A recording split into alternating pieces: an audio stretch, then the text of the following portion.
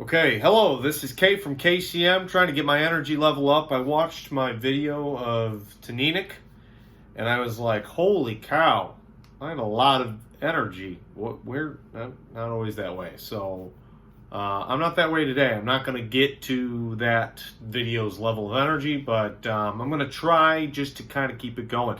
Today I'm doing another Distillery Deep Dive. I'm not giving up on this. I'm going to keep it going. I was on vacation, so you'll have to excuse the lapse in video updates. But this Distillery Deep Dive is for one of my favorite distilleries, and that is Caol Ila. Okay? Some of you may have heard of Caol Ila. Some of you may have not heard of it. If you've seen it, you probably didn't realize how it was pronounced, unless you are into Scotch. So, I currently only have one bottle of Caol Ila right here. That's how it's spelled. It's like coal backwards, Caol Ila or Isla. It's Caol Ila. Okay. Caol Ila is an Islay distillery, single malt Scotch, and it is owned. This will surprise you. By Diageo. If you've been watching my videos, you'll recognize that a lot of these distilleries are owned by Diageo. That's not me being coy or just shopping Diageo stuff. In fact, if I could avoid buying from Diageo, I would, because they, are a little big. They do a good job of highly commercializing and almost commoditizing Scotch, and I think they are in large part to blame for a lot of the price creep that's happening in the Scotch industry. The larger companies, I think they are foundationally supporting that. But that's not what this video is about either. It just so happens that a lot of distilleries out there are owned by Diageo. This one is included. So it is also notable to say that Caol Ila is one of the largest workhorses that Diageo has. They are a big part of what Diageo puts into blends. So I will start by talking about some facts and make sure I'm prepared to go through everything. Let's start with how much they actually produce. And it is 6.5 million liters per year. I got that from Wikipedia, and I've said this in past videos, but I'll say it again. I'm never quite confident in trusting the capacity levels from these distilleries, so I take that for what it is. I think it's a good general gauge. They make a lot. They make a lot. Again, if you're thinking about like the largest distillery, it's the largest single malt distillery in Scotland, Glenfiddich, producing at 13 million liters, and they are a markedly above most others. And then you think about someone like Caol Ila, where you likely don't see a lot of it out there, but 6.5 million liters. I think that is the largest capacity of any of the distillery deep dives I've done yet. So very significant capacity. And why is that? Well, what we've talked about in the past is if you have a large capacity, but you don't see it on the shelves everywhere, it's likely because it's very prominently exercised and featured in blended scotches. This is a big proponent or big component of Johnnie Walker. I can't tell you which Johnnie Walkers, when, where, why, but some of the smoky flavor you get in Johnnie Walker, some Johnnie Walkers like Johnnie Walker Red and Black, Caol Ila has a lot to do with that. And it has been said to be an extremely consistent malt. I have had the 12-year, the 18-year, at least one independent bottling, and then this unpeated version. I cannot say that I've had it enough times to be able to come back and say, yeah, super consistent all the time. But I believe it. And part of the reason I believe it is when you try Caol Ila, it is so refined, and I like to describe it as tight. Very, like, the taste is very well put together. complex, but it doesn't drift too much. You don't get too much of that alcohol play where it's kind of distracting from the flavors and what it has to offer. So I believe it. Very consistent whiskey, and just good quality for the price. It is good quality for the price. Prices are going up. It's tough to go by, but yes, I really like this. Let's talk about some production facts. So production style, they do kind of longer fermentations, higher cut points, taller stills, and the taller stills. So when we talk about still shape, they don't have like a boiler ball in them. They don't have any wonky shapes to them, so they're kind of described as being plain. But they're thicker neck stills, and the wash stills are probably as traditional as you kind of think of a still being. The spirit stills look a little more, I want to say, onion shaped. You know, they're a little more dramatic in the roundness coming up to the stem or the neck. So I haven't seen a whole lot of stills like that, and I think it's kind of a little unique compared to maybe some other distilleries. So and it's important to note that even if you're using general descriptors to kind of categorize what a still is, most distilleries have varying degrees of uniqueness in their stills, which is part of what defines their character. So it's really, you got to go look at them. I mean, every time, and that's why I like posting them in the thumbnails, because if you don't see them for yourself, it's kind of like you hear a description, and you're like, yeah, okay, I don't know what that means. Heat source, like 95% of Scotch distilleries is steam. New make strength is very high. It's up at 70%, so that's pretty high. Fill strength is 63%, so they're cutting that down just a little bit before it gets into the barrel. Malt supply, mostly in-house. That's what I read, but I've also read that they are using, and I'm stealing a little bit from my next section, so I might revisit this a little bit, but they're using the same malt as Lagavulin, and I was under the impression that Lagavulin stole their maltings from Port Ellen malting. So I don't know if that's true or not. I didn't dig into it too much, but I can probably, if I ever, when I do a Lagavulin deep dive, I will talk about that in more detail. I have researched varying malting houses. I mean, there's pretty much one primary malting house, which is Port Ellen malting on Islay. Okay, so I'll leave that there for now, but I know that a lot of the distilleries in some part do their own maltings. So maybe Port Ellen maybe Lagavulin is taking some maltings from Caol Ila.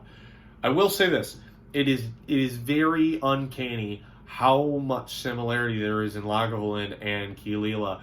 And when you try Lagavulin and then you try Caol Ila, you can tell there are parallels. And I do think, when I think of which I prefer, I tend to lean towards Caol Ila, even though Lagavulin is super fashionable and super sought after by people. I mean, everybody seems to like Lagavulin the most out of the Islay scotches. Similar peat level, similar style, not too overpronounced, kind of like the middle of the road peat, not too low, not like your Ardbegs or your Kilholmans or your Lagavulin or Lafroigs. So it's kind of that middle range of peat. Water source is from the Loch Nam burn. And again, we talked about burns. They're kind of like a waterway, so it's just a river type deal. So I didn't talk too much about the region. I said it was on Islay. So for those of you who don't know, Islay is an island in the West Hebridean Islands or Isles along the west side of Scotland. It is the most famous Isle for Scotch, because you have 9 or 10 different distilleries on Islay, most of which are producing that very heavily peated style of Scotch, which is kind of paramount to that one section of Scotch whiskey that we all know and love. So Port Askaig, I'm not sure if I'm saying that right, so I'll research it later and then condemn my past self. But that is pretty much, if you're at the Campbelltown region, it's just across the ferry right there. So Caol Ila is probably the closest distillery to the mainland on Islay. So hopefully that helps. So talked about all that. I think the energy level's coming up a little bit. I did have an espresso a little bit ago, so hopefully that's helping. It's kicking in now, kind of keeping the fuel going. Caol Ila, what does it mean? So here's some notable facts. I think I skipped over the history because I was so excited about production facts. Why was that? Let's go back. Let's talk about the history. So mixing up the order so people stay interested. Caol Ila was founded in 1846, so I would call that, reasonably old. You see older, you see younger. By Hector Henderson, and at the time it was founded, they built 2 stills, 1 spirit, 1 wash. And then it was absorbed into DCL, which is a company in 1927. DCL is the company that kind of evolved into Diageo, so that's kind of how it got to be Diageo. 1972, they actually got rid of the original distillery except for the warehousing and then rebuilt a new, bigger distillery.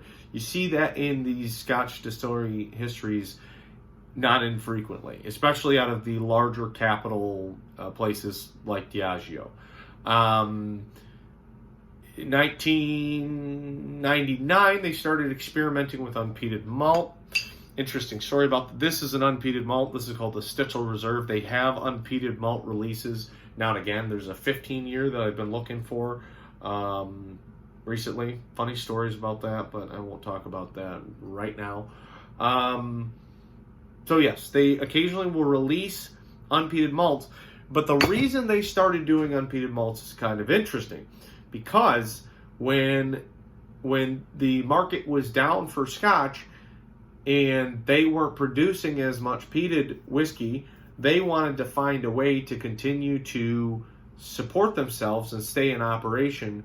So they started doing unpeated malts to help service Highland blends as well, kind of giving that Highland style so that they could cover a wider range of whiskey, which is pretty darn smart. And it turns out that unpeated Caol Ila is good, really good. So, there you go.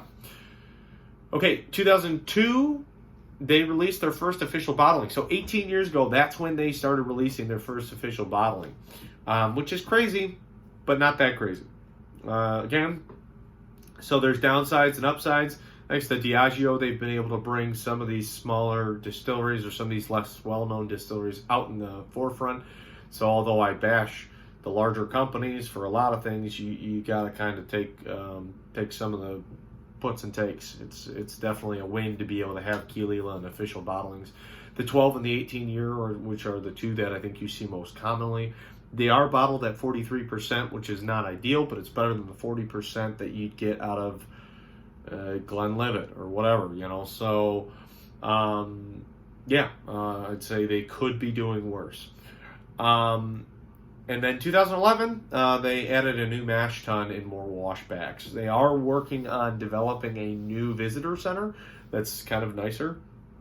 A lot of the workhorse distilleries, or the distilleries that are less well known, don't even bother having visitor centers because there's no justification, the overhead versus the the amount of traffic they think they'd get, which is unfortunate, but that's a reality, right? Some distilleries just, for the 2 or 3 malt anoraks that want to go in and, probe around, that doesn't justify all the capital to invest in a visitor center and the staff and all that. So, Again, one of the benefits of having a larger company back your stuff to say, hey, there's a lot of interest in what we're doing here. We've gotten this name out. Now let's start kind of inviting people to come in and check it out. So that's great. Yeah, so I don't know if I said this already, but Caol Ila means the sound of Islay.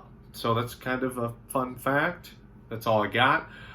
Let's talk about bottling examples for a second, because there are quite a few, which is lovely. There's a 12-year, an 18-year, a 25-year, an unaged statement bottling called Mock. There's distiller editions. There's unpeated editions like the one I have, the 15-year I mentioned. Those typically are cask strength, so that's really nice. And then, of course, you have your independent bottlings. I've heard great things about Caol Ila independent bottlings, so, and if you believe the narrative that Caol Ila is a little more consistent with their whiskey, then you might even have a little more security when you go and you get that single barrel. I don't know if that consistency is more just because the people who are blending for the single malts are really freaking good at it, or if it's because of the production style that delivers a more consistent product up front.